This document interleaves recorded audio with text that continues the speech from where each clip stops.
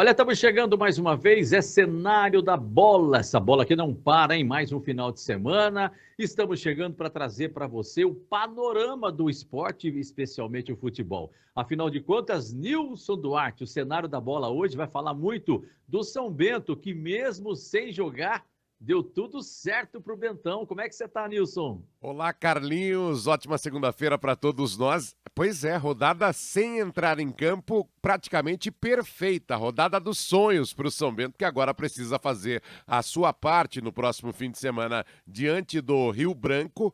Quem sabe já, hein? Entrando na última rodada, já garantido na segunda fase, é o melhor dos cenários no cenário da bola que está começando, Carlinhos. Um cenário muito bacana agora para você. E ainda tem Brasileirão, uma pincelada na Copa do Brasil. Então, roda a vinheta. Fique por dentro do que rola no esporte. Rádio Atitude Online. Debate Futebol. A opinião que pesa.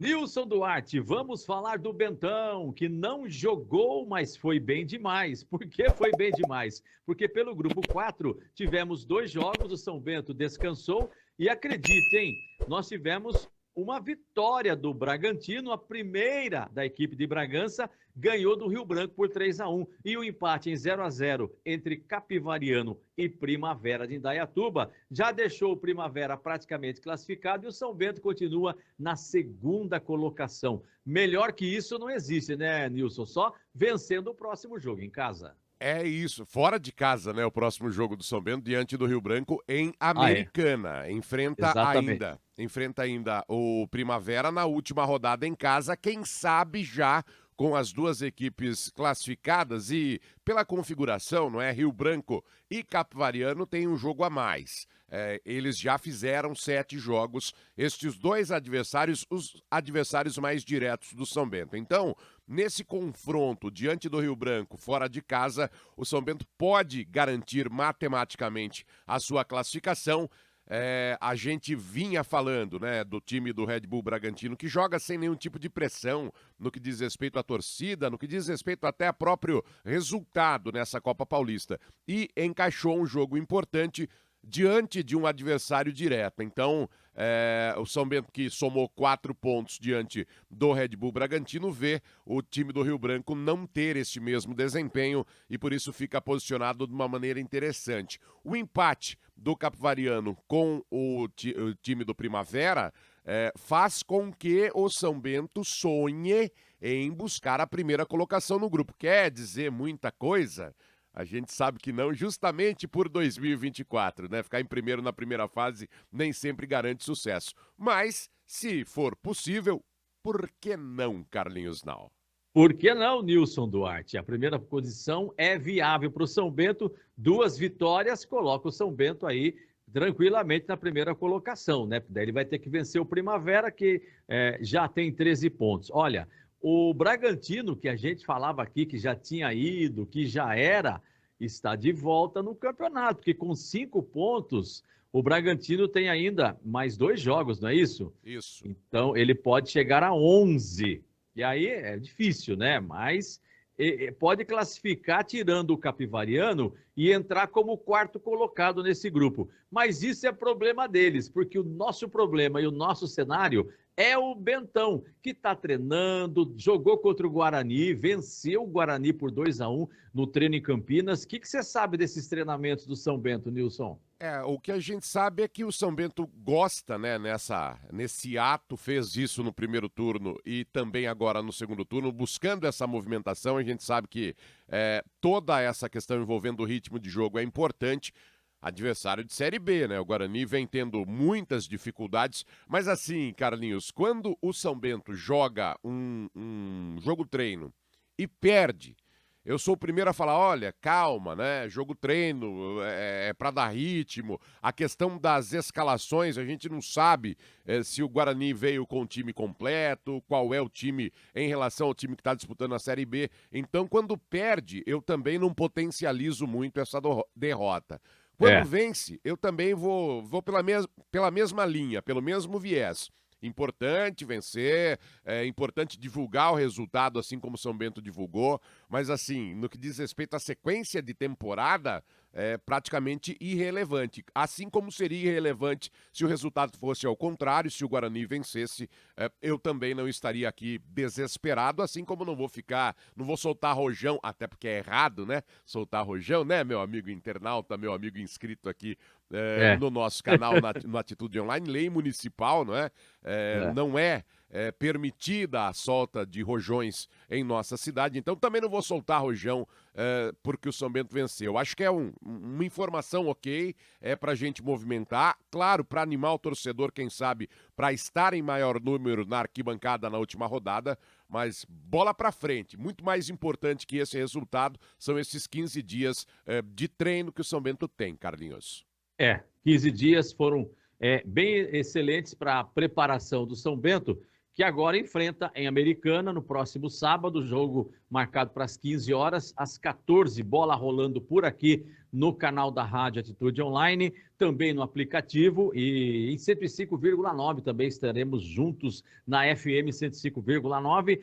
O Primavera recebe o Bragantino. Se vencer, vai a 16 pontos. Bragantino dá tchau e Primavera se consolida primeiro lugar no grupo. O São Bento não tem outra coisa a não ser pensar numa vitória, Nilson, porque uma vitória leva o São Bento a 12 pontos e aí sacramenta também a sua classificação à próxima fase. Se empatar, vai a 10 pontos, não é tão ruim assim, porque não poderá ser alcançado por ninguém nessa rodada. Repito, tem Primavera e Bragantino, Rio Branco e São Bento em Americana. É o Capivariano, né, desta vez ficando nesse chapéu, né, nestes 15 dias de preparação, a rodada ideal, já que tivemos essa rodada de chapéu praticamente ideal para o São Bento, o ideal seria um empate entre Primavera e Bragantino, né, daí eles iriam a 13, é isso? Eles iriam a 13 ou a 14? 13? Primavera vai a 14, o Bragantino vai a 6. O São Bento, se vencer, vai a 12, aí vai jogar por uma vitória para buscar essa primeira colocação. Repito, é irrelevante também ficar em primeiro lugar. É bom ficar em primeiro lugar, mas não quer dizer absolutamente nada. Nesse cenário de tentar buscar o primeiro lugar para tentar um chaveamento menos difícil nas próximas fases, o melhor cenário seria isso. Mas o São Bento buscando ponto e, quem sabe, pontos lá em Americana já deve voltar com essa classificação matemática no bolso e traz uma tranquilidade para enfrentar o líder, que fatalmente essa liderança até o jogo do São Bento ela não vai mudar de mão. O Primavera já está classificado e busca essa manutenção da liderança aí, Carlinhos.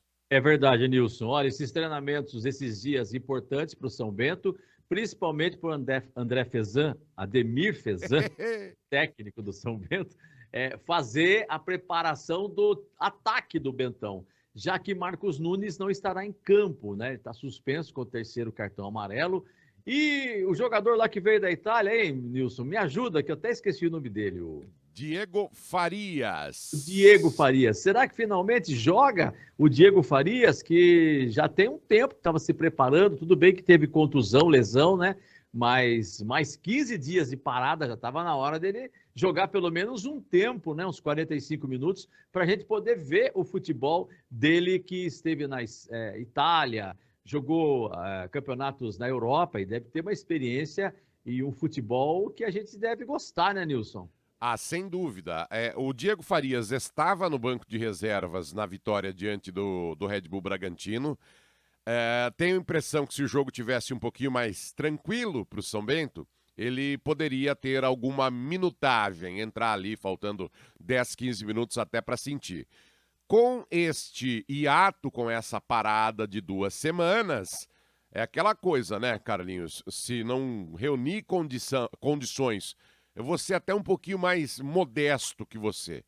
Se o Diego Farias não tem condições, na penúltima rodada da primeira fase, de jogar pelo menos meia hora, entrar aos 15 do segundo tempo para ajudar, porque a questão técnica ela é indiscutível. Um cara que jogou primeira divisão de Itália, ninguém está discutindo aqui a questão técnica do Diego Farias. Porém, se ele não reunir condições de, no mínimo, meia hora de um bom nível de futebol na penúltima rodada da primeira fase, acho difícil ele ajudar o São Bento nessa competição. Também gera esse tipo de expectativa, digamos assim, para o Diego Farias, o Dieguito, de fato estrear. Ele teve uma minutagem muito superficial no segundo jogo do São Bento e não apareceu mais. A gente sabe que o São Bento fez um trabalho à parte, digamos assim, com o Diego e me parece que surtiu efeito, porque ele voltou a ser relacionado, mas tá faltando jogar, o Carlinhos. Faltando jogar.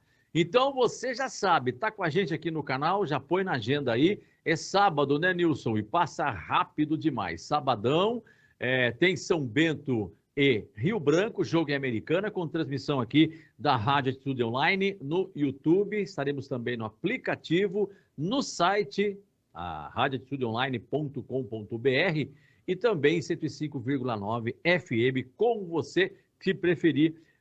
Estar com a gente, acompanhando, onde você quiser. Então, está convidado, todo mundo já põe na agenda. São Bento ainda tem mais um pouco de preparação. Na quinta-feira, Nilson, a gente faz do cenário da bola o ajuste final da preparação de Rio Branco e São Bento.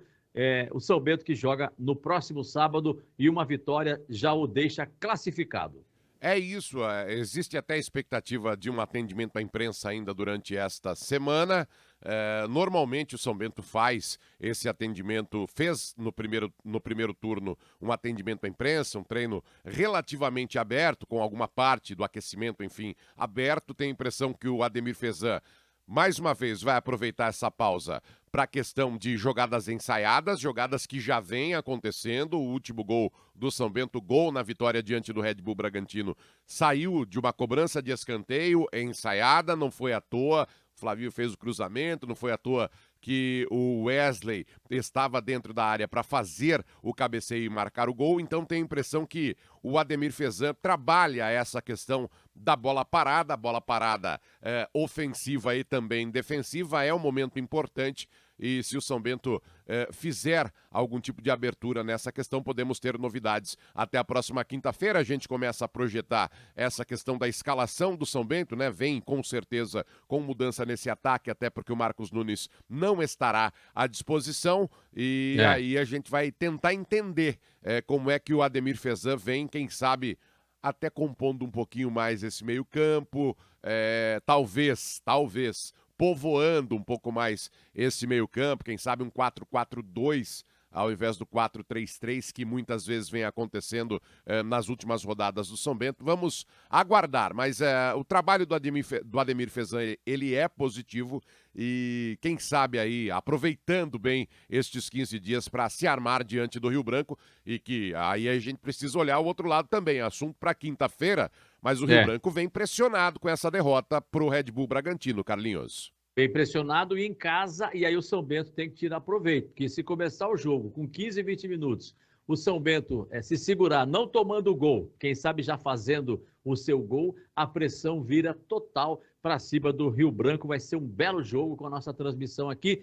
Fechamos o São Bento e na quinta-feira a gente conclui essa preparação para o jogo de sábado, Nilson. É isso, né? Fechamos o Azulão de Sorocaba nessa edição do Cenário da Bola.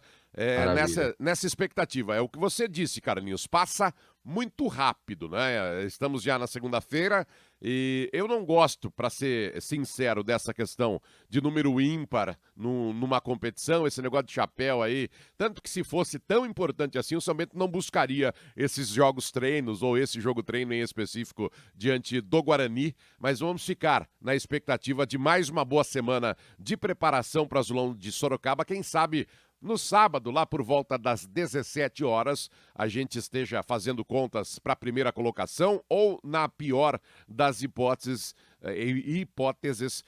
já com o São Bento classificado, se preparando daí para na outra semana enfrentar o Primavera, Carlinhos. É isso aí. Vamos falar de Brasileirão, afinal de contas, o São Paulo venceu o Flamengo, que foi para o Morumbi no sábado com o time bem diferente do titular, claro, se resguardando para o jogo da próxima quarta contra o Palmeiras no Allianz Parque, a Copa do Brasil, jogo decisivo. Vai ser um baita jogo, porque o Palmeiras precisa da vitória, vai ter que jogar para cima. O que achou da vitória do São Paulo, Nilson, 1-0? Vitória contundente do São Paulo. Assim, tem essa questão, é um time alternativo, mas o elenco do Flamengo, a gente vem falando aqui nas edições do Cenário da Bola, né? O elenco do Flamengo, ele é recheado de grandes estrelas, mas o Bruno Henrique, por exemplo, não conseguiu jogar. O São Paulo armou um bom esquema, venceu por 1-0. É time que a gente vem, quando a gente acerta, a gente vai frisando, né? O São Paulo vai perturbar essa vida lá em cima, está em seu habitat. Na questão tabela de classificação, São Paulo, vitória justa, vitória merecida e vitória importante para o São Paulo. 3 pontos diante do possível líder ou de um dos líderes do campeonato é sempre muito bom. O São Paulo desenvolveu muito bem, Carlinhos. É verdade. Ainda no sábado, nós tivemos Botafogo venceu o Atlético Goianiense 4-1, normal. Criciúma se recuperando, ganhou do Galo, hein? Em casa, venceu 2-1 o Atlético Mineiro. A grande decepção do Campeonato Brasileiro, na minha concepção, chama-se Clube Atlético Mineiro. Pelo elenco que tem, pelo estádio que tem, pela torcida que tem, desempenha mal. Mas, particularmente, eu fico feliz com a vitória do Criciúma, somando pontos importantes e apenas destacando, né, em relação ao Atlético Goianiense, demitindo Wagner Mancini, mais um técnico que perdeu o emprego durante o fim de semana e está cumprindo aquela cartilha, não é? A cartilha do time que provavelmente estará na Série B no ano que vem, o Dragão, o Atlético Goianiense, Carlinhos. É verdade. Em plena recuperação, o Fluminense venceu o Bahia, que também decepciona um pouquinho, porque deu sinais no meio do primeiro turno, né, meados do primeiro turno, que seria um time que ia brigar lá em cima. Aí deu uma despencada na tabela. O Fluminense, que vem em plena recuperação, agora tem também jogador que era da seleção, jogou lá no time da França, que é o zagueiro Chorão. Como é o nome? Thiago Silva. E entre outros jogadores, né? O Fluminense trouxe alguns jogadores se recuperando e parece que está quase saindo da zona do rebaixamento e deixou o Corinthians para trás, Nilson. Essa situação também falamos aqui no Cenário da Bola. Hoje eu estou jogando confete, vou acabar escorregando com tanto confete que eu estou jogando em cima de mim. Isso não é bom, viu, vocês que nos acompanham. Mas eu também disse que achava que o Fluminense em algum momento ia se reencontrar. Importante destacar também o trabalho do Mano Menezes, chegou e deu um gás novo sobre trabalhar com esses atletas um pouquinho mais experientes. 4ª vitória consecutiva do Fluminense, e aí a gente sabe que os times que estão próximos da zona de rebaixamento, Carlinhos, eu confesso que não estou com o meu dispositivo móvel aqui para ver a tabela. Já te falo. já eu te falo. Esses times próximos tem que ficar preocupados mesmo, porque são gigantes, né? O Fluminense, Grêmio, Corinthians, esses times, quando estão na zona de rebaixamento, trazem uma preocupação um pouquinho maior para essas equipes que ficam ali naquela zona perigosa, fora da zona de rebaixamento, mais próximos dessa situação. Então, deve ter muita gente preocupada com essa arrancada do Fluminense, que começa aí no fim ainda do primeiro turno e vai engatando essa 4ª vitória consecutiva. Nesse começo de segundo turno. Fluminense que tem o Ganso, que tem o Cano, tem bons jogadores, tem o colombiano lá, então o Fluminense está numa ascendente na competição, acho que logo, logo sai dessa zona do rebaixamento por pontos perdidos. O Fluminense não está na zona do rebaixamento, porque tem um jogo a menos. E por falar em jogo a menos, e quem já saiu da zona do rebaixamento e tem jogo a menos também, o Grêmio, que foi lá na arena do Atlético Paranaense, venceu por 2-0 e saiu da zona do rebaixamento, se recuperando legal o Grêmio, Nilson. Primeira vitória fora de casa do Grêmio. O Renato Gaúcho citou os reforços, enfim, ele tem um pouquinho mais de peças.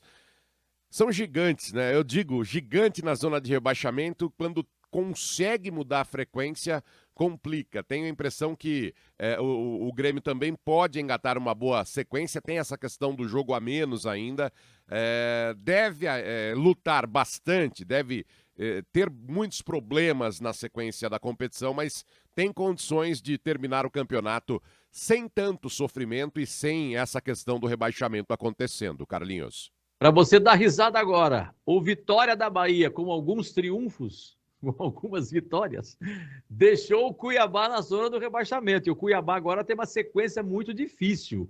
1-0 para o Vitória no sábado, o Vitória fora da zona do rebaixamento. O Vitória que parece que já foi quase lanterna, não foi não?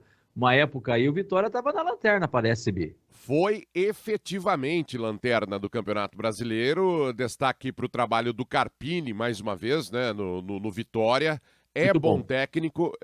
Acho que quando treinou São Paulo ainda não reunia condições de gerir um elenco tão recheado de estrelas e um time do tamanho do São Paulo, com todo respeito ao Vitória, evidentemente. É um time que vem demonstrando boa recuperação também. E o Cuiabá, não é, Carlinhos Nau, junto com o Flamengo e o São Paulo, são os times que nunca foram rebaixados no Campeonato Brasileiro dos 20 que temos nesse ano. Não sei não se não ficará só Rio-São Paulo nessa questão aí. O Cuiabá, ele tem investimento, enfim, tem um bom time, mas é aquela coisa, quando você coloca na balança, existem times maiores, talvez até com, no momento, um futebol um pouquinho menor, mas o Cuiabá tem que ligar esse sinal de alerta, talvez essa trinca de times nunca rebaixados no Campeonato Brasileiro que temos, talvez vire apenas uma dupla. É verdade. E o Vasco, que a gente falava tanto aqui, já tem 24 pontos, é o 11º, já está no meio da tabela, acabou empatando em 2-2 em casa com o Bragantino, que não é um time fácil, e, para a gente finalizar aqui, o Internacional, que está beirando a zona do rebaixamento, mas tem muitos jogos para fazer, devido às enchentes do início do ano, vencia o Palmeiras, mas tomou um empate num gol do Rony, que foi muito bom, bonito o gol do Rony, que dá para ele, Rony, uma certa tranquilidade, um certo conforto para ir no confronto contra o Flamengo. Não digo que ele vai ser titular, não sei, né? Abel que sabe, mas já tem na quarta-feira Palmeiras e Flamengo. Quase que o Palmeiras engata uma quinta derrota, e seria assim, terrível para a sequência, né? Tanto em Copa do Brasil quanto Brasileirão, mas aconteceu que conseguiu o empate. Poderia ter vencido, porque o Internacional não tinha condições físicas, mas no fim do jogo, devido, logicamente, à parada que teve, os problemas que teve, o empate ficou bom para o Palmeiras e também bom para o Inter, né, Nilson?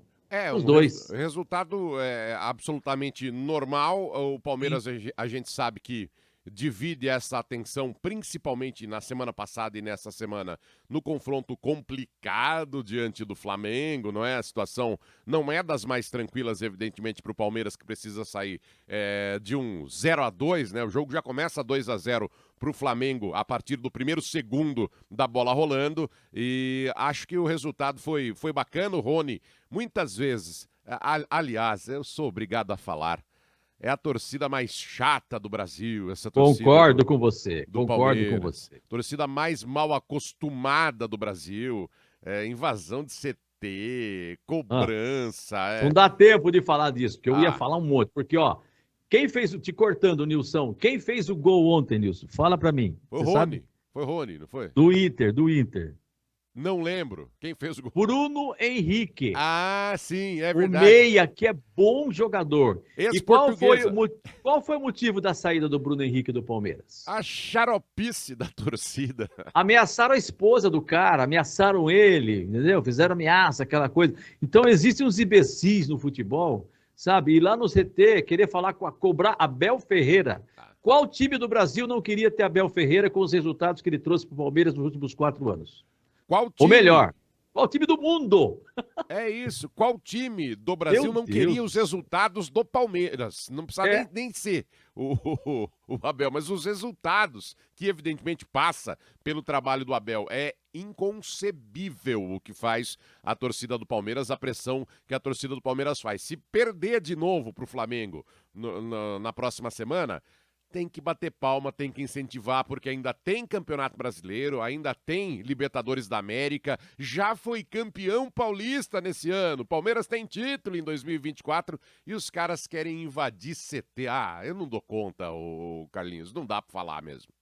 Não, também não dou conta. Eu acho que é uma imbecilidade. Já falei aqui algumas besteiras que essa torcida uniformizada faz, e outras também às vezes fazem, com violência, sabe? Com protesto imbecil. Protesta com inteligência. Tem que ser protesto, tem que ser inteligente. Senão, para mim não vale. Vira, sabe, aquela coisa que não vale nem a pena. O tempo não permite. Vamos falar de Olimpíada, que eu tenho uma rapidinha aqui, Nilson. Vamos lá, Carlinhos Nau.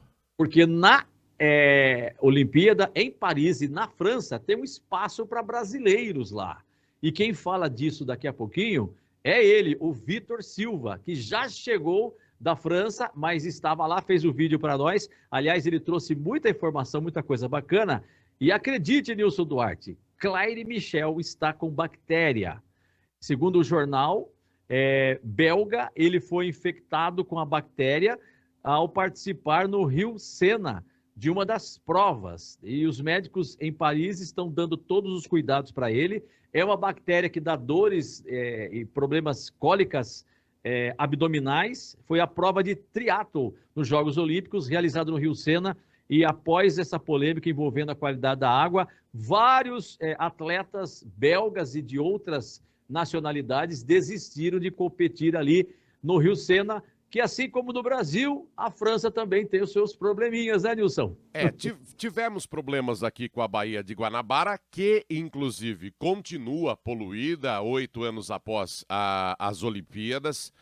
Mas se fosse aqui uma parada dessa, um atleta de alto rendimento enviado às Olimpíadas para representar o seu país, ia reverberar muito mais se fosse a Baía de Guanabara a trazer problemas físicos e de saúde para atletas. Tem muitas delegações estão abrindo mão desta competição em águas abertas no Rio Sena, e eu acho certo e acho que tem que cobrar. A diferença a França tem um posicionamento dizendo que até 2026 o Rio Sena estará despoluído e que as coisas vão fluir. A se observar, né? A gente continua com a Baía de Guanabara, infelizmente ainda bastante poluído. O Rio de Janeiro não tem a alcunha, o título de cidade maravilhosa à toa, mas essa questão da poluição também nos atingiu. Acho até que essa questão do Rio Sena é mais complicada que no Rio de Janeiro, mas não amplifica tanto porque é um país de primeiro mundo, porque, enfim,